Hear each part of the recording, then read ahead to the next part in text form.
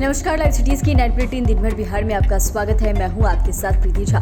खबरों की शुरुआत करेंगे, लेकिन उससे पहले एक नजर डालते हैं आज की सुर्खियों पर। नीतीश के नेतृत्व में बीजेपी लड़ेगी विधानसभा चुनाव, सम्राट बोले। नीतीश ने बदले प्रभारी मंत्री सम्राट को पटना की जिम्मेदारी। मंत्रिमंडल में विभागों के बंटवारे पर बयानबाजी से भड़के कुशवाहा। मोदी सरकार में मुस्लिम चेहरा नहीं होने पर बोले जमा खान। 8 से 12 महीने के अंदर देश में नई सरकार बनेगी, बोले सुधाकर। एनडीए के 400 पार के नारे का विपक्ष ने दुरुपयोग किया है, जदयू बोली। सारण की हार के बाद रोहिणी आचार्य निकली सिंगापुर। शिक्षा विभाग की मीटिंग में सारे वीसी पहुंच गए, विवाद खत्म। बिहार वालों को जल्द गर्मी से मिलेगी राहत, बारिश की संभावना। स्कूल कैंपस में युवक का शव मिलने से सनसनी। और अब खबरें विस्तार से।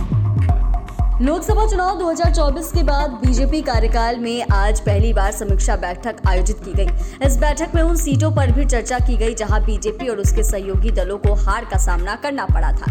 बैठक में पार्टी के सभी नेताओं ने आगामी चुनावों में बेहतर प्रदर्शन करने का संकल्प लिया। बैठक में दोनों उप मुख्यमंत्री सम्राट चौधरी और विजय सिन्हा मौजूद रहे। सम्राट चौधरी से जब पूछा गया कि जदयू ने नीतीश कुमार के नेतृत्व में आने वाली विधानसभा चुनाव लड़ने की घोषणा की है, इस पर सम्राट चौधरी ने कहा कि 1996 से हम उनके साथ मिलकर काम कर रहे हैं और आने वाले समय में भी उनके नेतृत्व में बिहार में काम करेंगे। बिहार के मुख्यमंत्री नीतीश कुमार ने आज 29 जिलों के प्रभारी को बदल दिया है, जिसमें वो जिले भी शामिल है जिन लोकसभा सीटों पर एनडीए को हार का सामना करना पड़ा था।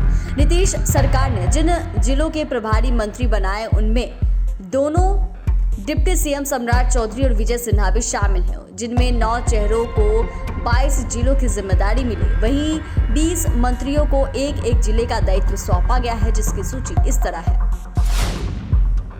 केंद्रीय मंत्रिमंडल में विभागों के बंटवारे के बाद विपक्षी दल लगातार हमलावर है, जिसे लेकर पूर्व केंद्रीय मंत्री व राष्ट्रीय लोक मोर्चा के अध्यक्ष उपेंद्र कुशवाहा ने नाराजगी व्यक्त की है। उन्होंने कहा कि केंद्रीय कैबिनेट में शामिल बिहार के मंत्रियों के बीच विभागों के वितरण को लेकर मीडिया में अनावश्यक बहस चलाई जा रही है। मेरी समझ से सभी मंत्रालय महत्वपूर्ण है, बस काम करने की दृढ़ इच्छा शक्ति और मजबूत व पक्का इरादा के साथ कुछ कर गुजरने की दृष्टि होनी चाहिए।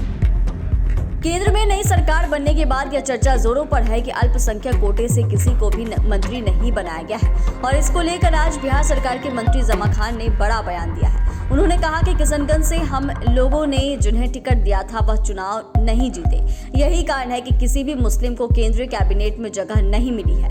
अगर वह चुनाव जीत जाती तो मुख्यमंत्री नीतीश कुमार जरूर मौका देते और केंद्र में मुस्लिम भी आज मंत्री होता।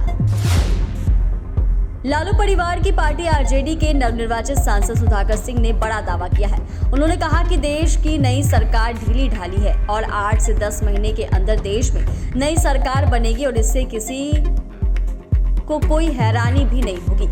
सुधाकर सिंह ने मंगलवार को रामगढ़ में जनसभा किया था और वहां पर वो पहुंचे थे। इस दौरान उन्होंने केंद्र की नई मोदी सरकार पर हमला बोला।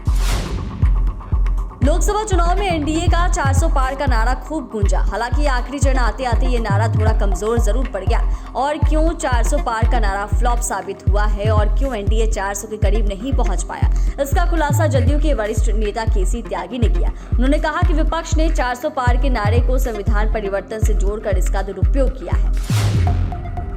राष्ट्रीय जनता दल के सुप्रीमो लालू प्रसाद यादव की बेटी रोहिणी आचार्य सारण लोकसभा सीट से हार के 8 दिन बाद वह सिंगापुर रवाना हो गई। बुधवार दोपहर पटना एयरपोर्ट पर केंद्र सरकार पर हमला बोलते हुए उन्होंने कहा कि मंत्रिमंडल के नाम पर बिहार को कुछ नहीं मिला है। उन्होंने स्पष्ट कहा कि सच्चाई सामने आ गई ना, यही बात विपक्ष के लोग बोलते थे। जनता से इन लोगों ने कितने वादे किए थे, फिर से झुंझुना थमा दिया। यह बात बिहार की जनता भी बोल रही है। आकर झांसा देकर गए थे, फिर से सारे वादे हवाई हो गए। उनके सभी वादे झूठे थे, इसीलिए बिहार में मंत्रिमंडल में कोई भी बड़ा विभाग नहीं मिला। बिहार के चर्चित आईएएस अफसर के पाठक के छुट्टी पर जाने के बाद शिक्षा विभाग और विश्वविद्यालय के बीच कड़वाहट दूर होती नजर आ रही है। के पाठक की जगह शिक्षा विभाग के नए अपर मुख्य सचिव बनाए गए एस सिद्धार्थ की बैठक में सभी विश्वविद्यालयों के बीसी पहुंचे। इससे पहले के पाठक के एसीएस रहते विभाग के करीब आधा दर्जन से ज्यादा बैठकों में कोई भी कुलपति नहीं आए थे। बुधवार को मौजूदा अपर मुख्य सचिव एस सिद्धार्थ की अध्यक्षता में हुई बैठक में विश्वविद्यालय के बजट को लेकर चर्चा की गई। बिहार में बढ़ते तापमान के कारण लोगों का जीना मुहाल हो रखा है। तापमान लगातार बढ़ते जा रहा है। इसी बीच मौसम विभाग की ओर से राहत की खबर सामने आई। मौसम विभाग की माने तो बिहार में जल्द ही गर्मी से राहत मिलने वाली है। बिहार के कुछ जिलों में मौसम विभाग ने बारिश होने की संभावना जताई है। मौसम विभाग की माने तो जमुई बांका जिले के कुछ भागों में अगले 1 से 3 घंटे में हल्के से मध्यम दर्जे की मेघ गर्जन और वज्रपात वर्षा के साथ तेज हवा। सासाराम के नौहट्टा थाना इलाके में हत्या की सनसनी वारदात से हड़कंप मच गया है, जब स्कूल कैंपस में एक युवक का शव झूले से लटका हुआ मिला। इसके बाद सुबह होने पर स्थानीय लोगों ने इसकी सूचना पुलिस को दी, जिसके बाद मौके पर पहुंची पुलिस ने शव को पोस्टमार्टम के लिए भेज दिया।